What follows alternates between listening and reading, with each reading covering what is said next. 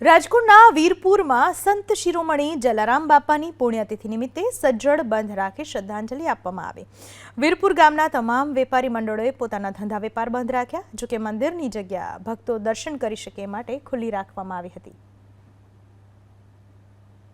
संत शिरोमणि पूज्य जलाराम बापानी आज 144मी पुण्यतिथि होय, जेने लईने वीरपुर वेपारी एसोसिएशन द्वारा छे ते आज वीरपुर छे ते वीरपुरनी बजार छे ते सज्जड बंध राखीने छे ते आज बापाने छे ते भावभरी छे ते श्रद्धांजलि अर्पी छे। त्यारे हूँ आपना वीरपुरना सीधा दृश्यो बतावવાનો प्रयत्न करी के आप जोई शको छो के आज बापानी 144मी पुण्यतिथिने लईने वीरपुर वेपारी एसोसिएशन द्वारा छे ते वीरपुर सज्जड પોતાના ધંધા રોજગાર સજ્જડ બંધ રાખીને છે તે બાપાને શ્રદ્ધાંજલિ અર્પી છે। ત્યારે કહી શકાય કે જે રીતે દેને કો ટુકડા ભલા લેને કો હરિ નામ નામ સૂત્રને ચરિતાર્થ કરનાર જે પૂજ્ય સંત શિરોમણી જલારામ બાપાની આજે પુણ્યતિથિ હોય, જેને લઈને આજે બાપાની પુણ્યતિથિને લઈને આજે વીરપુર છે તે સજ્જડ બંધ રહ્યું હતું। ત્યારે કહી શકાય કે બાપાના ભક્તો છે તે આજે મોટી સંખ્યામાં છે તે બાપાના છે તે દર્શન કરવા માટે અહીં વીરપુર ખાતે આવી પહોંચ્યા છે। ત્યારે કહી શકાય કે જે રીતે વીરપુરમાં જે સૂત્ર છે જ્યાં ટુકડો ત્યાં હરી ઢુકરો આ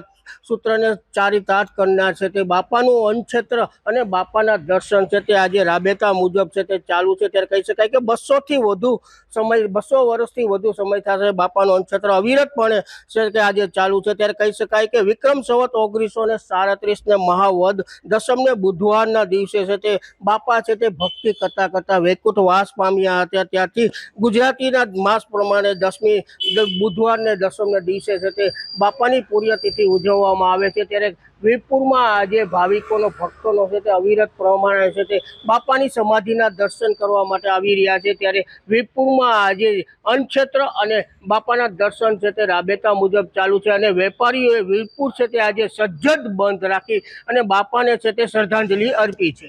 નિરેશ મારું એબીપી અસ્મિતા વીરપુર। પૂજ્ય શ્રી જલારામ બાપાની 144મી પુણ્યતિથિ નિમિત્તે આજ રોજ વીરપુરના તમામ નાના મોટા વેપારી ભાઈઓએ પોતાના ધંધા રોજગાર બંધ રાખીને બાપાની પુણ્યતિથિ નિમિત્તે જલારામ બાપાને પોતાની શ્રદ્ધાંજલિ અર્પણ કરી વીરપુર જલારામ બાપાની જગ્યામાં દર્શન અને પ્રસાદની વ્યવસ્થા અન્નક્ષેત્ર રાબેતા મુજબ ચાલુ જ છે। આજથી 144 વર્ષ પહેલાં વિક્રમ સંવત 1937ની સાલમાં જલારામ બાપાએ મહાવદ દસમના દિવસે મહાપ્રયાણ કરેલું, એની યાદમાં આ 144મી પુણ્યતિથિ નિમિત્તે લોકોએ ભાવપૂર્ણ રીતે બાપાને શ્રદ્ધાંજલિ અને શ્રદ્ધાસુમન અર્પણ કર્યા। આજે બાપાની 144મી પુણ્યતિથિ નિમિત્તે હું અહીંયા દર્શન કરવાનો મને અનેરો લાહવો મળ્યો છે।